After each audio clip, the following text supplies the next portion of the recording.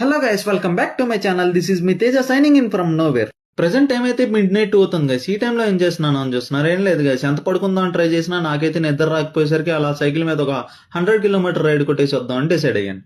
ఈ టైంలో నాకు ఒకటికి ఇలాంటి వైల్డ్ థాట్స్ వస్తే అందరికీ ఇంతేనా? నేనైతే రైడ్ 2:30కి స్టార్ట్ చేశాను గైస్. బై ద వే, నేను వెళ్తున్నట్టు మా మమ్మీ డాడీకి అయితే చెప్పలేదు.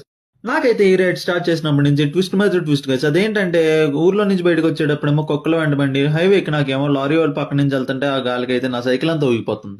నేనైతే ప్రతి 10 కిలోమీటర్స్ ఒకసారి అయితే బ్రేక్ తీసుకుంటున్నా గైస్. బ్రేక్ తీసుకుని ఇలా వాటర్ తాగి పక్క చూసే లోపల వీళ్ళెవరో అయితే కార్ మీద సెటప్ చేస్తారు. మనం అయితే రైడ్ కంటిన్యూ చేద్దాం.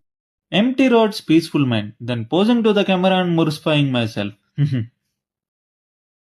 నా డెస్టినేషన్ కి అయితే ఆల్మోస్ట్ రీచ్ అయిపోయా. 17 కిలోమీటర్స్ దూరంలో ఉన్నా. అందుకే ఇక్కడే కొంచెం బ్రేక్ తీసుకుని మళ్ళీ రైడ్ అయితే కంటిన్యూ చేశాను.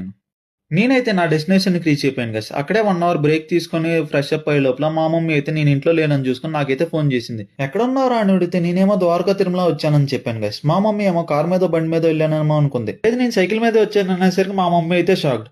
లక్కీగా నేనే పని చేసినా మా మమ్మీ అయితే దాన్ని సపోర్ట్ చేసిద్ది. ఇలా టెంపుల్ ఎంట్రన్స్ లోనే ఒక ఏనుగు అయితే ఉంటది గైస్. దానికి మనం డబ్బులు ఇస్తే ఒక మట్టుగా ఇచ్చుద్ది, లేకపోతే ఇవ్వదు అనమాట. దర్శనం కంప్లీట్ అయినాక నేనైతే ఫాస్ట్ రిటర్న్ అయిపోతున్నాను. ఎందుకంటే టైం పెరిగే కొద్ది ఎదురుగాళ్ళు వచ్చేసి సైక్లింగ్ చేయడానికి అయితే నాకు బాగా టఫ్ అయిపోతుంది అనమాట.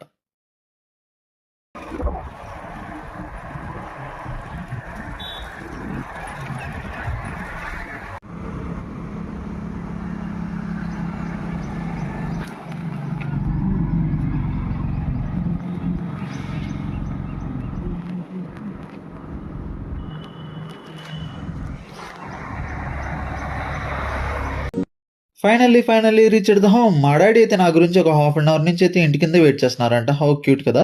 Okay guys, that's it for today. For more video subscribe to my channel.